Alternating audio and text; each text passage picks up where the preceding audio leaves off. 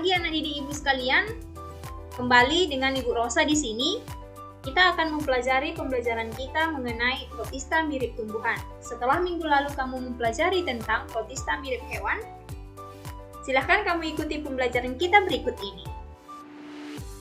Protista mirip tumbuhan atau alga, atau kita kenal juga nanti dengan istilah ganggang ya. Nah, coba kamu perhatikan sajian yang Ibu tampilkan berikut ini. Ibu rasa semua di antara kamu pasti sudah pernah menikmati makanan ini, ya kan? Nah, seperti yang sudah Ibu singgung sebelumnya bahwa agar-agar ya adalah merupakan contoh pemanfaatan alga dalam kehidupan sehari-hari di bidang makanan. Jadi, selain rasanya yang enak, agar-agar juga sangat baik untuk pencernaan kita. Jadi ini adalah makanan favorit di kalangan masyarakat. Nah, kita mau lihat apa sih sebenarnya alga itu, ya kan? Jadi sebelumnya sudah Ibu jelaskan protista itu memiliki 3 kelompok. Yang pertama itu protista mirip hewan, kemudian protista mirip tumbuhan, dan protista mirip fungi. Nah, yang berikut ini alga adalah contoh protista mirip tumbuhan karena bersifat fotoautotrof yang dapat membuat makanannya sendiri dengan cara fotosintesis. Nah, inilah yang menyebabkan atau alasan kenapa alga ini dikelompokkan ke dalam protista mirip tumbuhan karena adanya pigmen klorofil nanti yang membantunya dalam proses fotosintesis. Kemudian kita mau lihat karakteristik protista mirip tumbuhan berikut ini. Seperti yang sudah juga Ibu jelaskan kemarin bahwa dia merupakan organisme eukariotik ya, yang mana dia sudah memiliki membran inti, kemudian dia sudah walaupun masih ada nanti yang bersifat uniseluler, tetapi ada nanti yang sudah multiseluler. Kemudian di situ dia bersifat fotoautotrof, sudah Ibu jelaskan tadi. Nah, kita mau lihat struktur tubuhnya. Struktur tubuh dari alga masih berupa talus atau dikelompokkan dia ke dalam kelompok Talophyta. Artinya apa? Bahwa tubuh dari si alga ini belum bisa kita bedakan mana dia akar, mana batang, mana daunnya. Jadi masih berupa lembaran dia, talus. Itu disebut talus ya. Kemudian di sini ada yang dikatakan dia ada yang memiliki dinding sel, tetapi ada juga yang belum memiliki dinding sel. Kemudian dia di sini pironoid. Artinya apa? Dia memiliki tempat penyimpanan cadangan makanan. Ya, tempat penyimpanan cadangan makanan di dalam kloroplasnya, di mana nanti di sini tempat menyimpan amilum ataupun pati. Kemudian memiliki pigmen-pigmen fotosintetik yang beraneka ragam. Apa saja pigmennya nanti kita lihat di belakang. Kemudian alat geraknya ada yang memang memiliki alat gerak, tetapi ada juga yang tidak memiliki. Kalau habitat kita mau lihat di situ ada habitatnya itu ya, ada di air tawar dan air laut. Kemudian di situ ada yang disebut dengan epilitik atau menempel di bebatuan. Kemudian nanti ada epipalik, hidupnya di lumpur atau tanah ataupun pasir. Kemudian epipik, menempel pada tumbuhan. Kemudian ada epizoik yang menempel pada hewan. Tetapi ada juga yang hidup bebas ataupun bersimbiosis dengan jamur atau nanti disebut dengan lichen ya. Nanti kita bahas lagi itu di bab berikutnya. Kemudian reproduksinya di sini ada yang bersifat aseksual dan ada juga yang bersifat seksual.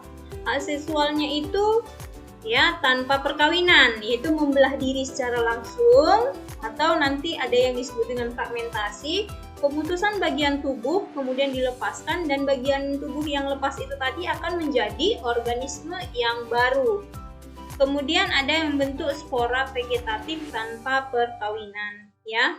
Kemudian yang untuk seksualnya ada 3 di situ Ibu buatkan, ada konjugasi, di mana nanti konjugasi ini pertemuan dua jenis ya yang berbeda, kemudian terjadi nanti akan peleburan plasmogami dengan karyogami, peleburan plasma dan inti selnya.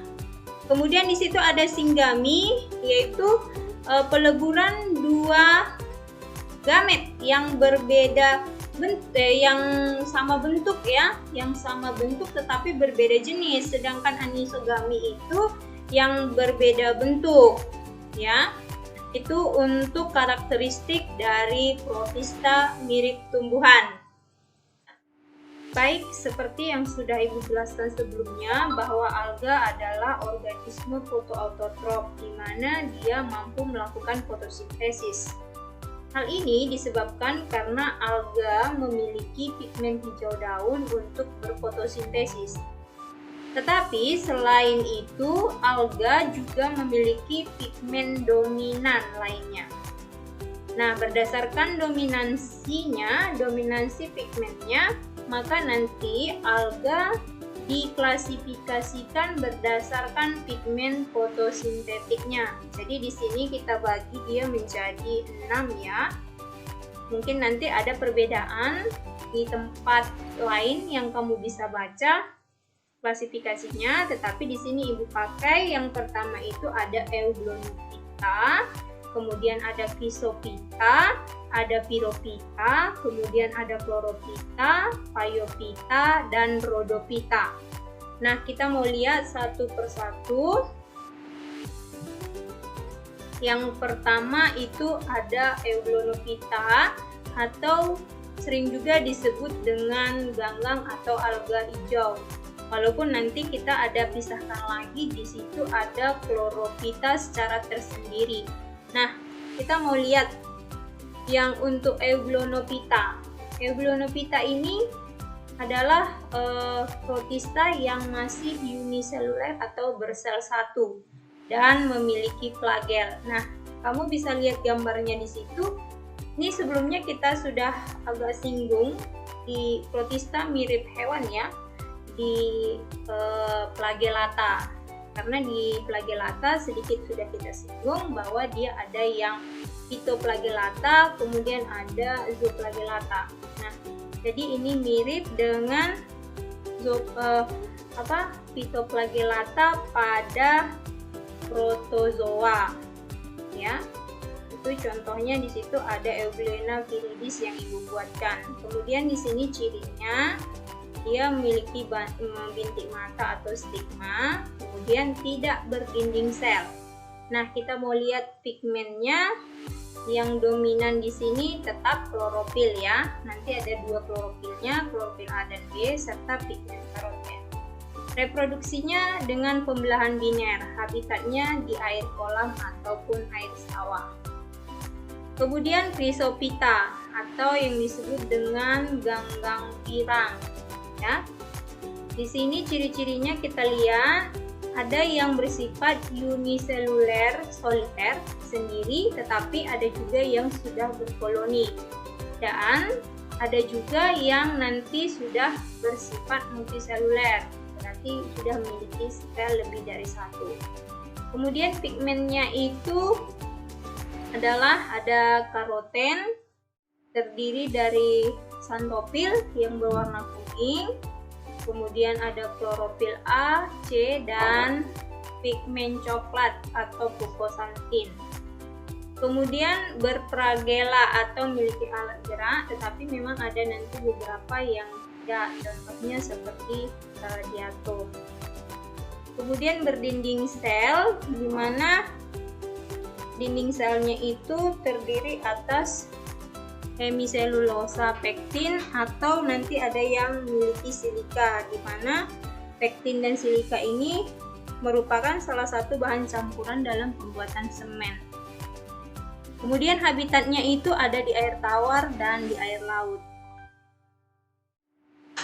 Berikutnya Pyrophyta atau yang disebut dengan ganggang api. Nah, ganggang api sering juga disebut dengan dinoflagellata karena dia memiliki dua flagel, ya, memiliki dua flagel, tetapi dia masih merupakan organisme uniseluler. Kemudian dinding selnya itu tersusun atas selulosa, pigmennya itu berupa klorofil A dan C, kemudian ada xanthopil dan karoten. Untuk chlorophyta ya, atau yang disebut dengan ganggang hijau. Ganggang hijau merupakan organisme yang memiliki satu sel, ada ya uniseluler, tetapi ada juga yang multiseluler. Bentuknya itu ada yang berupa lembaran, ada yang berupa benang. Kemudian berflagel atau memiliki alat gerak, sering disebut dengan fitoplankton. Kemudian pigmen warnanya itu ada klorofil A dan klorofil B serta pigmen karoten dan xanthopil. Reproduksinya itu secara aseksual dengan membelah diri, pembentukan zoospora dan fragmentasi, sedangkan seksualnya dengan konjugasi. Phaeophyta atau yang disebut dengan ganggang coklat. Ganggang coklat ini merupakan organisme halus, ada yang mikroskopis, tetapi ada yang sudah makroskopis ya. Nanti ada yang berbentuk tegak, bercabang, atau bisa juga filamen yang tidak bercabang. Dinding selnya itu ada tersusun dari selulosa dan ada yang berupa asam alginat.